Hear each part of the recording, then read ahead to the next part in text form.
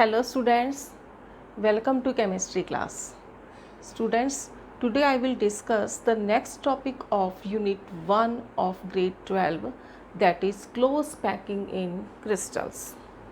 Students previous video में मैंने आपको बताया था कि जो क्रिस्टल्स होते हैं, क्रिस्टल लैटिस जो होता है वो एटम्स, मॉलिक्यूल्स या आयंस के क्लोजली पैक होने से बनता है और वो एटम्स एंड मॉलिक्यूल्स या आयंस जिससे भी वो बना है वो एक रेगुलर फैशन के अंदर अरेंज होते हैं और इस तरह से अरेंज होते हैं कि वो एक पर्टिकुलर ज्योमेट्री को गेन कर ले और या फिर पर्टिकुलर ज्योमेट्री को तो गेन करे ही और साथ ही साथ वो इस तरह से अरेंज होते हैं कि उनके बीच में पैकिंग क्लोज हो, क्योंकि हमें पता है स्टूडेंट्स की जो सॉलिड होते हैं वो रिजिड होते हैं, इनकॉम्प्रेसिबल होते हैं। इसका मतलब कि उनके अंदर पैकिंग कैसी है, क्लोज है, यानी कि एटम्स के बीच में जो गैप है वो बहुत ही कम होता है, उनके बीच की जो डिस्टेंस है वो बहुत कम होती है और वो एक दूसरे से जितना नज़दीक वो एक दूसरे से जो अटैच हो सकते हैं उतना होते हैं, यानी कि उनके अंदर क्लोज पैकिंग मिलती है। तो ये क्लोज पैकिंग कैसे होती है, कितने तरह की होती है, ये मैं आज आपको इस वीडियो में बताऊँगी। और यहाँ स्टूडेंट्स हम जिस क्लोज पैकिंग की बात करेंगे वो 3 डायमेंशनल क्लोज पैकिंग की बात करेंगे। 3 डायमेंशनल वर्ड स्टूडेंट्स आ जाता है, इट मीन्स हम तीनों एक्सिस की बात कर रहे हैं, एक्स एक्सिस, वाई एक्सिस और Z axis. Students x axis अगर हमें लेंथ देती है तो वाई एक्सिस जो है वो हमें हाइट देती है और जो हमारी जेड एक्सिस होती है वो हमें विड्थ देती है। डिपेंड्स कि हम किसको क्या माने, ये हमारी इच्छा है कि हम एक्स को वाई, वाई को जेड या जेड को हम एक्स मान सकते हैं, लेकिन इनमें से एक एक्सिस जो है वो लेंथ को रिप्रेजेंट करती है, एक एक्सिस जो है वो हाइट को रिप्रेजेंट करती है और एक एक्सिस जो है वो विड्थ को रिप्रेजेंट करती है। तो स्टूडेंट्स हम सबसे पहले क्लोज पैकिंग देखते हैं 1 डायमेंशनल में। देखो स्टूडेंट्स, सबसे पहले हम अगर किसी भी चीज़ को सपोज करो कि हम अगर इस बोर्ड को ही देख लें, ये बोर्ड तो 2 डायमेंशनल है, तो इस पर अगर हम कोई चीज़ लगानी शुरू करें तो स्टूडेंट्स या तो हम इस एक्सिस में लगाएंगे या इस एक्सिस में लगाएंगे। अगर तो हम उसको इस एक्सिस पे लगा रहे हैं, सपोज ये एक्स एक्सिस और हम इसको इस एक्स एक्सिस के ऊपर लगा रहे हैं, तो एक के बाद एक जस्ट हम उसको टच करते हुए लगा देंगे तो हमें क्या मिल जाएगी, इसके अंदर क्लोज पैकिंग मिल जाएगी। कौन सी डायमेंशन में मिल जाएगी, 1 डायमेंशन में मिल जाएगी। जैसे अब मैं आपको दिखाती हूँ, सपोज करो अगर हम एटम, हम मानते हैं कि एटम जो होता है वो स्फेरिकल शेप का होता है और ये कुछ एटम्स जो हैं वो एक दूसरे को टच करके और एक लाइन में लगे हुए हैं। ठीक है स्टूडेंट्स, ये एक लाइन के अंदर एटम्स लग गए तो हमें एक एक्सिस मिल गई, ये वाली कौन सी एक्सिस मिल गई, एक्स एक्सिस के अंदर क्लोजली पैक है। इससे क्लोज तो वो आ ही नहीं पाएंगे, एक दूसरे को टच कर रहे हैं, it means they are closely packed. ठीक है, मैं इनको थोड़ा सा शेडिड एरिया कर देती हूँ ताकि ये दूर से आपको विजिबल हो जाए। ठीक है स्टूडेंट्स, तो ये तो होगी 1 डायमेंशनल क्लोज पैकिंग। इसमें तो कोई सिंपल बात थी, कोई इसमें डिफ़िकल्टी वाली बात तो थी ही नहीं, कोई ऑप्शन भी नहीं है, एक ही तरीका है कि हम एटम्स को स्ट्रेट लाइन के अंदर लगा दें। ठीक है स्टूडेंट्स, अब हम क्लोज पैकिंग करते हैं 2 डायमेंशनल में, यानी अभी हमने एटम्स को इस एक्सिस पे लगाया, अब हम एटम्स को इस एक्सिस पे भी लगाएंगे। अब स्टूडेंट्स जब हम उसको इस एक्सिस के ऊपर लगाएंगे इनसे टच होते हुए, तो हमारे पास 2 पॉसिबिलिटी हो सकती हैं। कौन सी पॉसिबिलिटी हो सकती है वो देखिए। अब आप सपोज करो मैं यही एटम्स ले रही हूँ, ठीक है, ये ही लेयर ले ली मैंने एटम्स की और मैंने इनको इस तरीके से अरेंज किया। इसके जस्ट नीचे मैंने दूसरी लेयर लगा दी, एटम के नीचे मैंने क्या लगा दिया, एटम लगा दिया इस तरीके से। ठीक है, मैं आपको 3 लेयर ही बना के दिखा रही हूँ। तो बताइए स्टूडेंट्स, एक तो पैकिंग इस तरह से हो सकती है। अब इसमें से मैंने एक एटम को सेलेक्ट कर लिया, सपोज करो मैंने इसको सेलेक्ट कर लिया।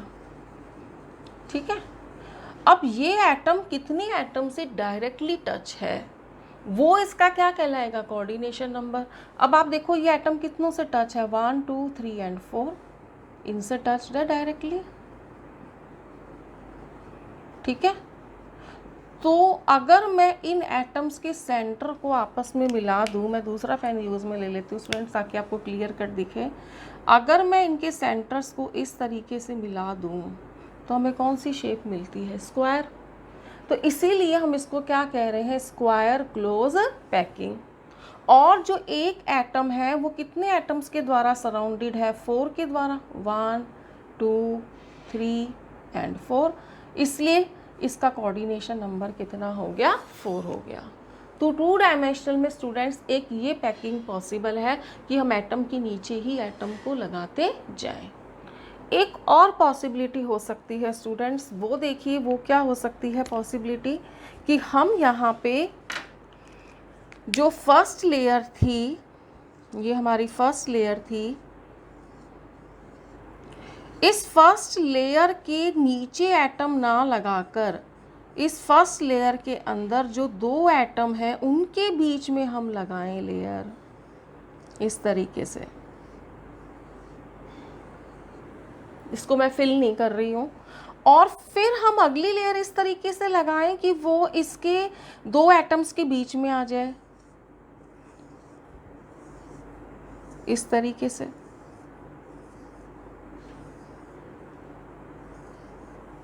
ठीक है, इसको भी मैं फिल कर देती हूँ।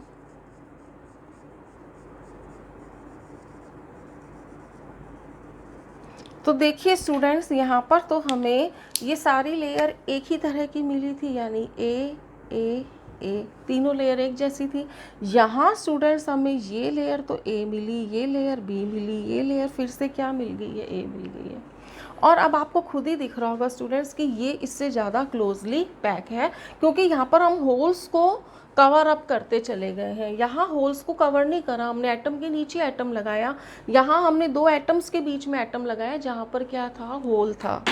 अब यदि स्टूडेंट्स मैं यहाँ पर इस एटम को देखूँ, इस वाले एटम को देख लूँ, मैं इसको मैं ज़्यादा शेडिड कर देती हूँ, और ये देखूँ कि इससे डायरेक्टली कितने एटम अटैच हो रहे हैं। तो एक तो ये अटैच हो रहा है, एक ये अटैच हो रहा है, एक ये हो रहा है, एक ये हो रहा है, एक ये हो रहा है, यानी टोटल कितने अटैच हो रहे हैं? इससे डायरेक्टली 6 अटैच हो रहे हैं। अब यदि मैं इनके सेंटर एटम्स को मिला दूँ स्टूडेंट्स इस तरीके से, तो बताओ कौन सी शेप बन रही है? हेक्सागोनल शेप बन रही है। ठीक है, इसलिए इसको हम क्या बोलते हैं? Hexagonal close packing. और इसमें जो एक सेंट्रल एलिमेंट है, सेंट्रल एटम जो है वो 6 दूसरे एटम से 1 2 3 4 5 6 एटम्स के द्वारा डायरेक्टली अटैच्ड है ये सेंटर वाला। तो बताओ इसका कोऑर्डिनेशन नंबर कितना हो जाएगा? 6 हो जाएगा। ठीक है स्टूडेंट्स, तो 1 डायमेंशनल में तो एक ही पॉसिबिलिटी थी, 2 डायमेंशनल में हमारे पास 2 पॉसिबिलिटी थी। एक तो हम एटम के नीचे एटम लगाते चले जाए, एक हम 2 एटम के बीच में एक एटम लगाते जाएं। तो ऐसी स्थिति के अंदर यहाँ पर स्क्वायर शेप मिल रही थी हमें, यहाँ पर हमें हेक्सागोनल शेप मिल रही है, यहाँ कोऑर्डिनेशन नंबर 4 है, यहाँ कोऑर्डिनेशन नंबर 6 है। कौन सी पैकिंग क्लोज हुई? ऑब्वियसली हेक्सागोनल क्लोज पैकिंग जो है वो ज़्यादा क्लोज हुई। स्टूडेंट, जितना ज़्यादा कोऑर्डिनेशन नंबर होगा, यानी कि जितना एक एटम को के नियरेस्ट नेबर एटम्स होंगे जो उसको टच करते हुए होंगे, यानी कि एक एटम जितना क्लोजली दूसरे एटम्स के द्वारा अटैच्ड होता है वो उसका क्या कहलाता है? Coordination number. यानी कि उसके जो पड़ोसी होते हैं किसी एटम के, जो बिल्कुल उससे टच करते हुए होते हैं, उसको हम कोऑर्डिनेशन नंबर कहते हैं। तो यहाँ कोऑर्डिनेशन नंबर 6 है, यहाँ कोऑर्डिनेशन नंबर 4 है। तो किसकी पैकिंग ज़्यादा क्लोज हुई स्टूडेंट्स? जो जिसका कोऑर्डिनेशन नंबर 6 था। तो स्टूडेंट्स यहाँ तक तो कोई खास दिक्कत हमें आई नहीं। अब हम कर रहे हैं 3D स्ट्रक्चर। अब स्टूडेंट्स सोचो कि 3D स्ट्रक्चर हमें कैसे मिलेगा? 3D स्ट्रक्चर हमें इस तरीके से मिलेगा स्टूडेंट्स कि ये तो देखो एक्स एक्सिस हो गई हमारी, ये जो मैंने बनाई ये कौन सी एक्सिस आ गई है? देखो हमारी वाई एक्सिस आ गई है, ये वाले। ठीक है, आप बताओ जेड एक्सिस कहाँ होगी स्टूडेंट? वो तो इसके ऊपर होगी ना। अब मैं अगर एटम्स को इसके ऊपर लगाती जाऊंगी तो मुझे क्रिस्टल्स का 3D स्ट्रक्चर मिलता चला जाएगा। अब देखो स्टूडेंट्स, ब्लैक जो हमारा बोर्ड है, ये वाइट बोर्ड, ये कैसा है? 2 डायमेंशनल है, और मुझे कौन सा स्ट्रक्चर समझाना है? 3 डायमेंशनल स्ट्रक्चर समझाना है। तो वो हम किस तरीके से समझेंगे स्टूडेंट्स, वो आप देखिए। तो स्टूडेंट्स, पहले मैं आपको ये बता देती हूँ कि 3 डायमेंशनल्स के अंदर 2 तरह की पैकिंग हो सकती है। कौन कौन सी पैकिंग हो सकती है? Hexagonal close packing and cubic close packing. Cubic close packing को हम एफसीसी भी कहते हैं। अब स्टूडेंट्स आप यहाँ कंफ्यूज हो रहे होंगे कि यहाँ भी हेक्सागोनल क्लोज पैकिंग लिखा है, यहाँ भी हेक्सागोनल क्लोज पैकिंग लिखा है, लेकिन ये हेक्सागोनल क्लोज पैकिंग जो है वो 2 डायमेंशनल्स में है। अब मैं जो आपको हेक्सागोनल क्लोज पैकिंग बताऊंगी वो कितने डायमेंशनल्स में होगी? 3 डायमेंशनल में होगी। ठीक है स्टूडेंट्स, तो अब इसको हम एक फिगर के द्वारा समझते हैं। आप ध्यान से देखना कि मैं किस तरह से फिगर बना रही हूँ। पहले मैंने ये 3 एटम लगाए, ठीक, फिर मैंने यहाँ पे 2 एटम लगाए और 2 ही एटम मैंने यहाँ लगाए। बताओ ये किसके जैसा स्ट्रक्चर बना है स्टूडेंट्स? ये वाला ही स्ट्रक्चर बना। मैंने इसका ये पोर्शन ले लिया।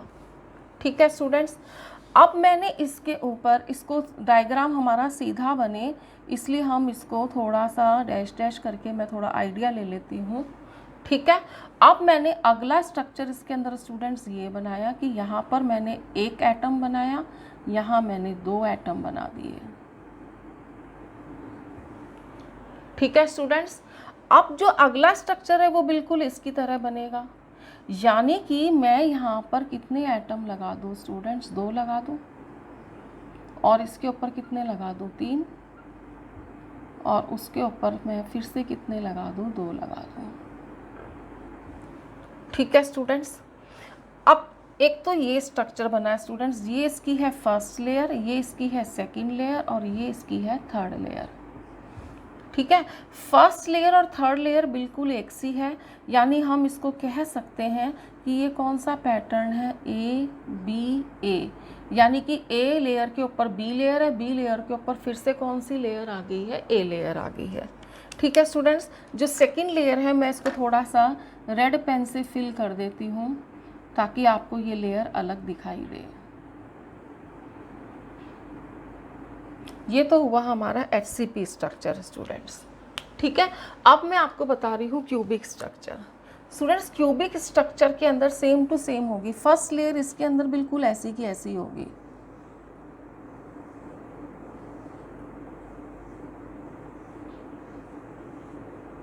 और सेकंड लेयर भी बिल्कुल ऐसी ही होगी।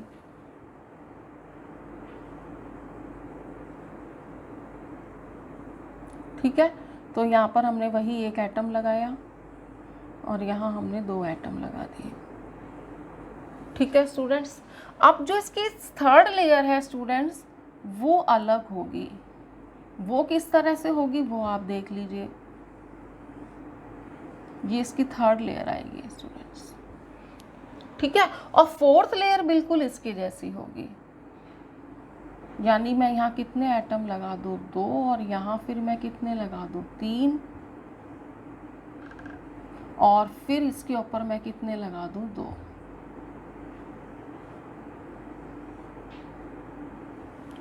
ठीक है स्टूडेंट्स, अब मैं इस लेयर को अगर मैं फिल करती हूँ, ये सेकंड लेयर हो गई,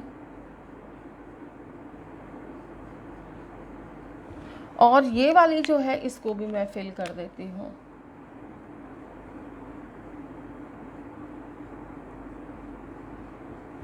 तो स्टूडेंट्स यहाँ बताइए कौन सा पैटर्न हुआ? ए, ये अलग है बी, ये अलग है सी, और ये फिर क्या आ गया? ए। ये लेयर हो गई हमारी फर्स्ट, ये हो गई हमारी सेकंड, ये हो गई थर्ड, और ये हो गई हमारी फिर से फर्स्ट लेयर हो गई।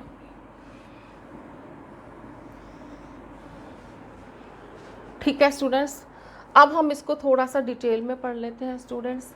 नंबर 1 बात इसके अंदर हम जो पढ़ेंगे वो क्या पढ़ेंगे? पहले मैं इसको रब कर देती हूँ स्टूडेंट्स।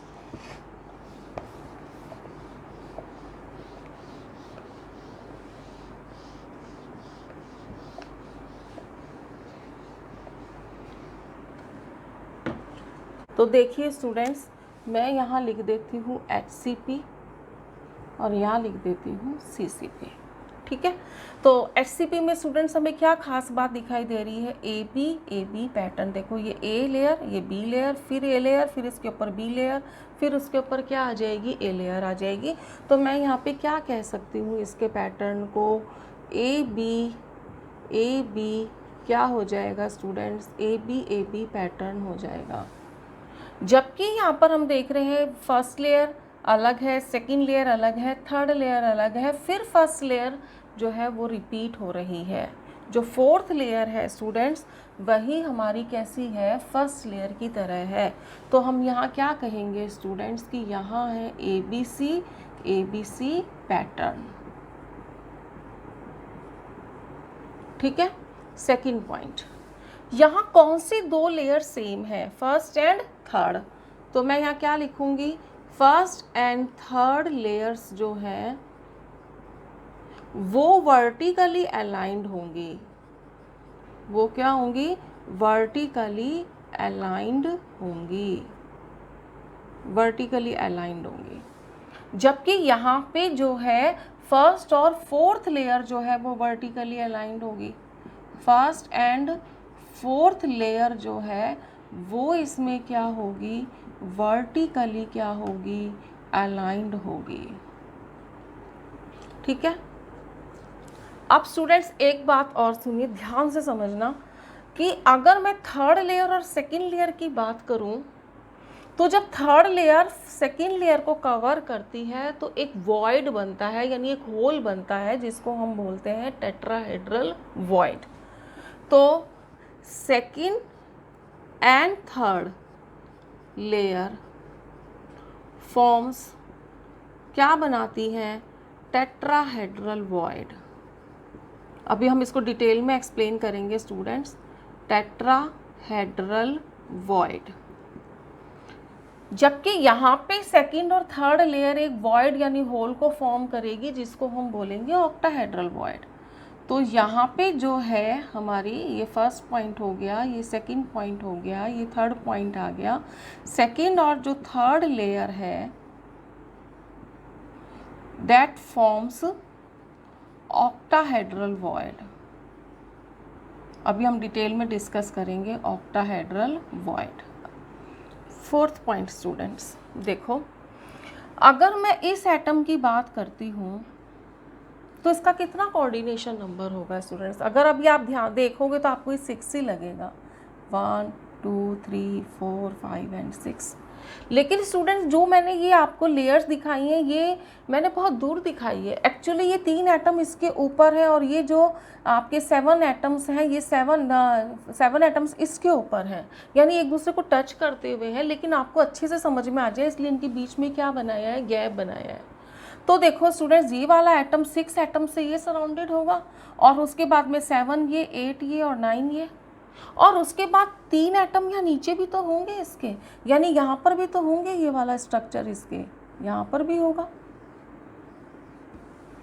तो बताओ इसको सराउंड करने वाले कितने एटम्स हो जाएंगे इसके, इसका जो जिसको हम कोऑर्डिनेशन नंबर कहते हैं, तो वो कितना कोऑर्डिनेशन नंबर आ जाएगा, 3 और 3 6 और 6 12, यानी इसका जो कोऑर्डिनेशन नंबर होगा वो कितना आ गया, 12।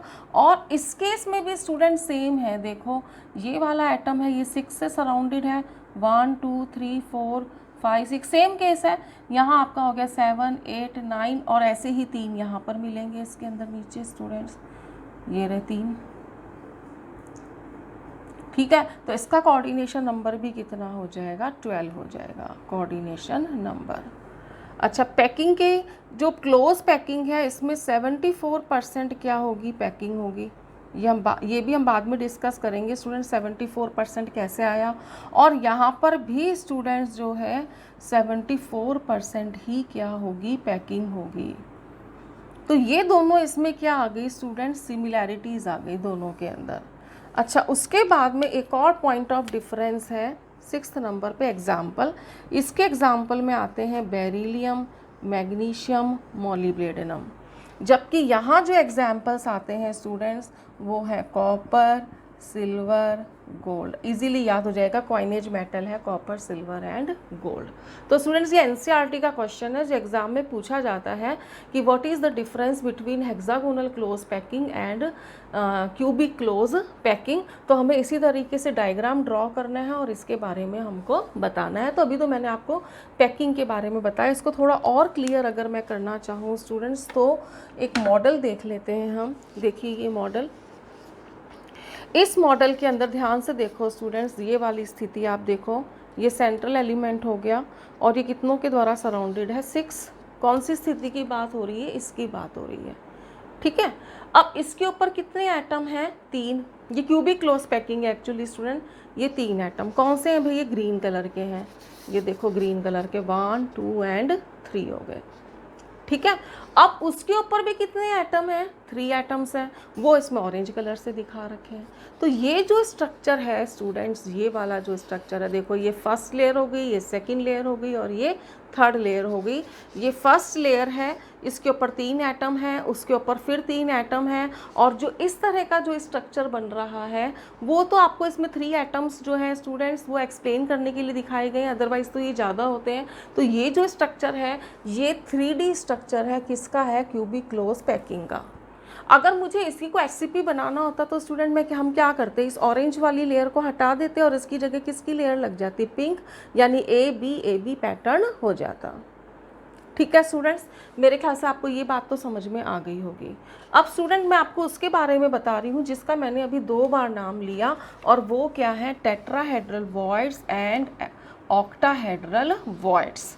ये क्या है और हमें यहाँ पे कैसे ये बन रहे हैं और दोनों में क्या डिफरेंस है, ठीक है स्टूडेंट्स। तो इसको समझने के लिए मैं फिर आपके लिए डायग्राम बनाती हूँ, एक टेट्राहेड्रल वॉइड का और एक ऑक्टाहेड्रल वॉइड का। तो पहले हम बात कर लेते हैं टेट्राहेड्रल वॉइड की, और दूसरी बात हम करेंगे किसकी, ऑक्टाहेड्रल वॉइड की। टेट्राहेड्रल वॉइड कैसे बनाना है स्टूडेंट्स, हमें देखो ये 3 एटम्स हैं, ध्यान से देखो, ये रहे 3 एटम 1 2 एंड 3।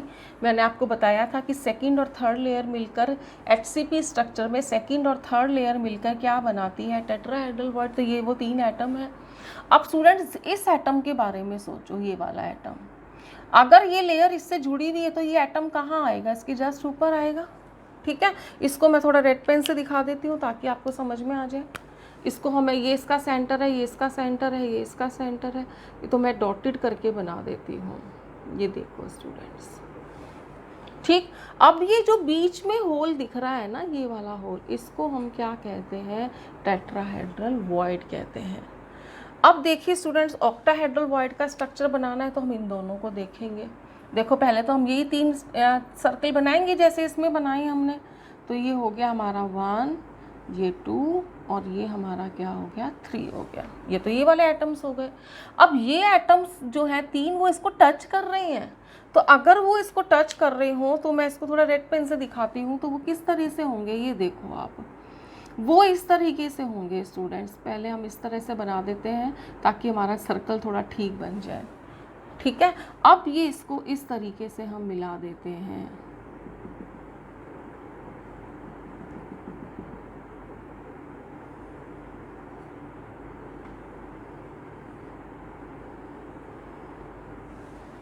तो ये जो बीच में होल मिल रहा है ना, इस होल को हम क्या कहेंगे, ऑक्टाहेड्रल वॉइड कहेंगे। अब स्टूडेंट्स बताओ, टेट्राहेड्रल वॉइड और ऑक्टाहेड्रल वॉइड को हम कैसे एक्सप्लेन करेंगे कि टेट्राहेड्रल वॉइड में एक ट्रायंगुलर होल है जिसको हम वॉइड भी कहते हैं, इसको हम इंटरस्टिशियल साइड भी कहते हैं। स्टूडेंट्स वॉइड को हम जो है होल भी कह देते हैं और इसको हम इंटरस्टिशियल साइड भी कहते हैं, इंटरस्टिशियल साइट। चाहे वो ऑक्टाहेड्रल वॉइड हो, चाहे वो टेट्राहेड्रल वॉइड हो, वॉइड को हम होल भी कहते हैं और इंटरस्टिशियल साइट भी कहते हैं, वैकेंट स्पेस भी कह देते हैं। इसको हम क्या कह देते हैं, वैकेंट स्पेस। यानी कि ये वो जगह है क्रिस्टल की जहाँ एटम्स नहीं होते, खाली जगह जो होती है क्रिस्टल में, उसको हम कहते हैं वॉइड या वैकेंट स्पेस या इंटरस्टिशियल साइट या होल, ठीक है स्टूडेंट्स। अगर हम ये कहते हैं कि ये क्रिस्टल 74% जो है इसकी पैकिंग है, इसका क्या मतलब है, इसका मतलब ये है कि 74% जो एरिया है वो एटम्स ने ऑक्यूपाई कर रखा है और 26% खाली है उसके अंदर, ठीक है, तो दोनों की पैकिंग जो है वो क्लोज है, लेकिन उनमें पैटर्न अलग है भाई, एटम्स के अरेंज होने का पैटर्न अलग है। यहाँ पर फर्स्ट और थर्ड लेयर वर्टिकली अलाइंड थी, जबकि यहाँ फर्स्ट और फोर्थ लेयर वर्टिकली अलाइंड है। इसमें टेट्राहेड्रल वॉइड्स मेकअप होते हैं सेकंड और थर्ड लेयर से, जबकि यहाँ पे सेकंड और थर्ड लेयर से ऑक्टाहेड्रल वॉइड है। तो अब बताओ स्टूडेंट्स, टेट्राहेड्रल वॉइड में क्या मिला हमें? ट्रायंगुलर मिला। ये कैसा हो मिला हमें? ट्राई एंगुलर मिल गया, ठीक है। जबकि ये हमें कैसा मिला? ये भी ट्रायंगुलर है, लेकिन ये कैसा है? डबल ट्रायंगुलर है, ठीक है। नंबर 2, कितने एटम से सराउंडेड है ये 4 एटम से सराउंडेड है। और जबकि ये कितने एटम से सराउंडेड है? 6 एटम से सराउंडेड है।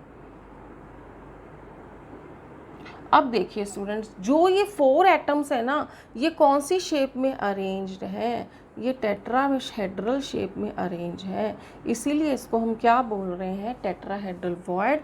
जबकि ये जो 6 एटम्स हैं ये ऑक्टाहेड्रल शेप में अरेंज हैं, इसीलिए इनको हम क्या कह रहे हैं? ऑक्टाहेड्रल वॉइड कह रहे हैं, ठीक है स्टूडेंट्स। एक और बहुत अच्छी रिलेशनशिप है कि नंबर ऑफ टेट्राहेड्रल वॉइड्स को मैं टीवी लिख रही हूँ students, is equal to 2 into octahedral voids, यानी टेट्राहेड्रल वॉइड्स की संख्या ऑक्टाहेड्रल वॉइड्स की संख्या से दुगनी होती है, ठीक है। तो बताओ ऑक्टाहेड्रल वॉइड कितने हो जाएंगे हमारे? Tetrahedral void divided by 2। और एक बहुत इंपॉर्टेंट रिलेशनशिप जो हमें आगे जो है, हमें वो रिलेशनशिप जो है वो करनी भी है, तो वो क्या है स्टूडेंट्स की R is equal to 0.225 R, जबकि इसके अंदर जो है R is equal to 0.414 R। आप सोच रहे होंगे ये क्या है? एक्चुअली R का मतलब है टेट्राहेड्रल वॉइड, और इस R का मतलब है radius of atom, radius of atom. और यहाँ पर भी R का मतलब क्या है? Radius of atom. लेकिन यहाँ स्मॉल r का मतलब क्या है? ऑक्टाहेड्रल वॉइड की रेडियस। और यहाँ भी स्मॉल r का मतलब क्या है? टेट्राहेड्रल वॉइड की रेडियस। यानी स्टूडेंट्स इन एटम्स की रेडियस, ये एटम की रेडियस है स्टूडेंट्स, एटम की रेडियस और इस टेट्राहेड्रल वॉइड की रेडियस के बीच में एक रिलेशनशिप है, जो हम बाद में जो है इस रिलेशनशिप को एस्टेब्लिश करेंगे। फिलहाल हमें डायरेक्ट फार्मूला याद कर लेते हैं, वो क्या है? Small r is equal to 0.225 capital R। इस पे बेस्ड न्यूमेरिकल भी करने हैं और हमें रिलेशनशिप भी करनी है। फिलहाल हम एक फार्मूला कर रहे हैं। तो टेट्राहेड्रल वॉइड की जो रेडियस है वो एटम की रेडियस को 0.225 से अगर हम मल्टीप्लाई कर दें तो हमें किसकी रेडियस मिल जाती है? टेट्राहेड्रल वॉइड की। इसी तरीके से अगर हम एटम्स की रेडियस को 0.414 से मल्टीप्लाई कर देते हैं तो हमें किसकी रेडियस मिल जाती है? ऑक्टाहेड्रल वॉइड की। इस फॉर्मूले से स्टूडेंट्स क्लियर है कि किसका साइज बड़ा है? ऑक्टाहेड्रल वॉइड का साइज बड़ा है, जबकि टेट्राहेड्रल वॉइड का साइज छोटा है, ठीक है स्टूडेंट्स। तो मैंने अभी आपको क्या बताया स्टूडेंट्स? क्लोज पैकिंग के बारे में बताया कि क्रिस्टल्स के अंदर अगर हमें पैकिंग डिस्कस करनी है तो पहले हम 1 डायमेंशन में करेंगे, फिर 2 डायमेंशन में करेंगे, फिर 3 डायमेंशन में करेंगे। 1 डायमेंशन में केवल एक ही वे था, एक ही तरीका था। 2 डायमेंशंस के 2 तरीके थे, एक स्क्वायर क्लोज पैकिंग, एक हेक्सागोनल क्लोज पैकिंग। उसमें से ज़्यादा क्लोज कौन सी थी? हेक्सागोनल। तो हमने जब 3D स्ट्रक्चर करा, यानी कि 3 डायमेंशनल की क्लोज पैकिंग करी, तो हमने उसमें स्क्वायर क्लोज पैकिंग को डिस्कार्ड कर दिया और हमने किसको फॉलो करा? फिर हेक्सागोनल क्लोज पैकिंग को 2 डायमेंशनल में। फिर जब हम 3 डायमेंशनल करने बैठे स्टूडेंट्स तो हमें फिर 2 तरह की पॉसिबिलिटीज़ मिली, एक जिसमें फर्स्ट और थर्ड लेयर वर्टिकली अलाइंड थी और एक जिसमें फर्स्ट और फोर्थ लेयर जो थी वो वर्टिकली अलाइंड थी। और during these close packing structures we have also studied the 2 types of voids, tetrahedral void and octahedral void. I hope आपको स्टूडेंट्स ये सारी बात समझ में आ गई होगी। तो stay home, stay safe and do study.